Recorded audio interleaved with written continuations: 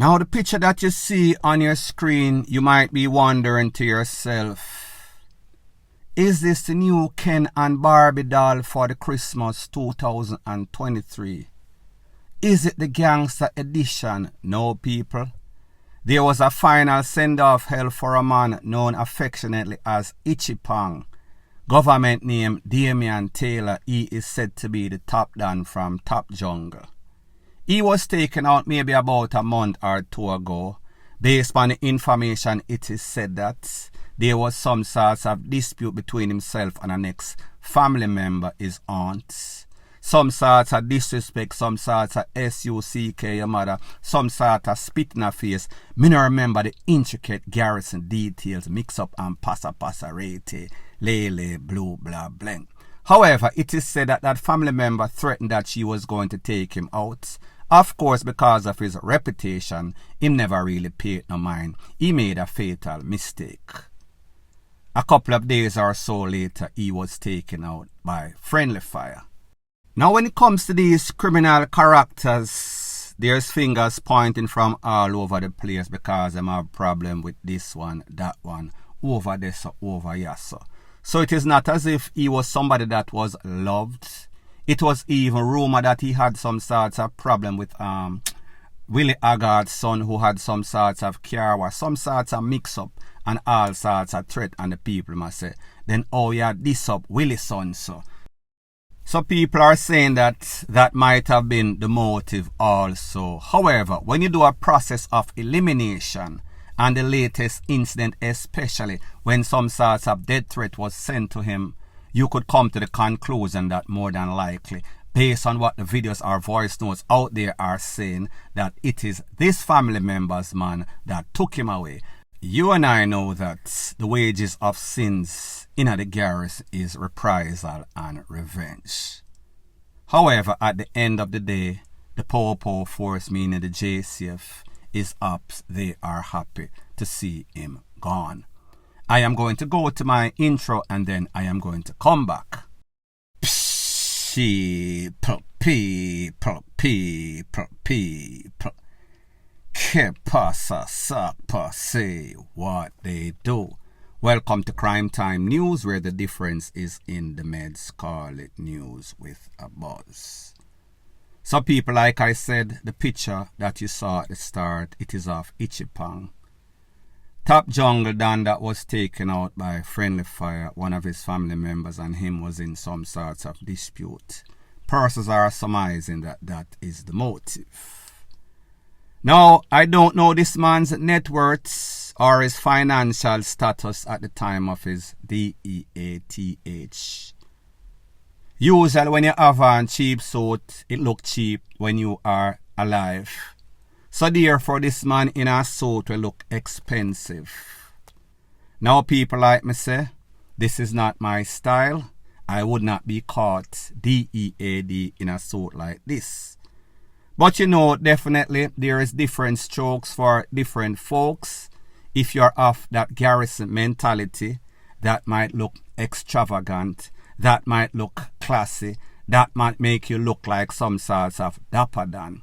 And then when we think about it, I don't think that this man really had any sorts of choice in the selection process of what he was going to wear. Pretty much it was up to the decision of his people, meaning family members, meaning friends. They wanted him to go out in a bang, literally. So when we look at stuff like this, we see that this is gun and gang and dan glorification in the highest heights or lowest heights, depending on who you ask. And people really want to go out like this. People think that this is inspirational because that is the reason why they dress him up like this. That is the reason why they make these posts on social media. People actually want to die young, die broke, because most of the time when you see them dead like dog on the streets, them look like some sorts of madman. Their last days, them are hiding at some sorts of bushes from the Popo till the Popo eventually catches them. Like me say, long run, short catch. I was even told a story that one of these dons lost their life And when that chariot was passing through on bright light funeral procession, some young man stand up and them a say, Jano Star, I saw when me DEAD, I saw me one goat. So people look at this as some sorts of inspiration, look at this as some sorts of respect. But people like them say, when you stand for nothing, you fall for anything. When you have low expectations in your life, this is the type of people that you idolize, some waste man, some criminal element. Sad to say, this is the mentality of the new generation of Jamaicans, especially in the garrison. Point blank and period. Further on in the news, it is called differentiating facts from fiction. A lot of the stuff that you hear from the relevant authority, meaning your commissioner, meaning your prime minister, meaning top popo in the JCF hierarchy, it is nothing but a bunch of crap. BS. There's a judge, you might know of him, his name is Judge Sykes, some people call him Judge Lego. Judge Lego is saying that the perception that is out there, that there's a high arrest record, high arrest rates, high conviction rate of these persons when they are being arrested is nothing but BS. It is crap, not so. It is just perception, it is not facts. I am going to let you hear what he has to say about the arrest, about the conviction, about the rate of conviction as it exists in Jamaica, and then I'll give my piece. The first is that the detection and apprehension of violent persons is sufficiently high, and therefore in the long run many of them will be caught. The second assumption is that the conviction rate is sufficiently high to ensure that the main perpetrators of violence, when apprehended, are more likely than not to be convicted. And the emphasis here is on more likely than not to be convicted. For bench trials, what do you think the conviction rate is? It's actually 29.13%. That's for bench trials. And for jury trials, it's 21.25%. And so what this is really saying then is that draconian laws and harsh penalties by themselves will not produce the desired result of reducing crime by apprehending and convicting the perpetrators, for the simple reason that certainly in our case, it does not seem that we are catching and convicting sufficient numbers of them. Now people, I know that a lot of persons don't have much respect for Judge Sykes, like me said them call him Judge Lego, because of the release rate, especially in a high profile cases as it pertains to one done the gang trial that just took place and persons were convicted. There was a 25% conviction rate, started with about 60 people, only about 15 of them got convicted, and even the ones that got convicted persons are saying that they got a slap on their wrists. So when we hear the relevant authority say, yes, we are going to amend the sentencing for MURDER, and this is going to solve the problem. The judge is telling you not only is the conviction rate very low, is the arrest rate, they are very low, compounded with the fact that it seems as if these judges in Jamaica are let go the people left, right and center, giving them bail even when they are repeat offenders for some very serious crime, as in takeaway. So the judge are making know, say, listen, even in our bench trial, which is judges, that is 29%, less than 30%. In our jury trial, it is 21.something%, less than 22%. So therefore, all of them fall between 30 and 25. People, if you go to school and get 29% or 22% for anything, you are a dunce. But when it comes to the court, that means it is an epic failure. So he is saying that not only is the conviction rates low, the arrest rates are low. So even when you implement these draconian measures, as in higher time, if the system is not efficient or ineffective, it makes absolutely no sorts of sense. We are going to continue to have the same problem, and like them say, the definition of insanity is doing the same thing over and over and expecting a different results.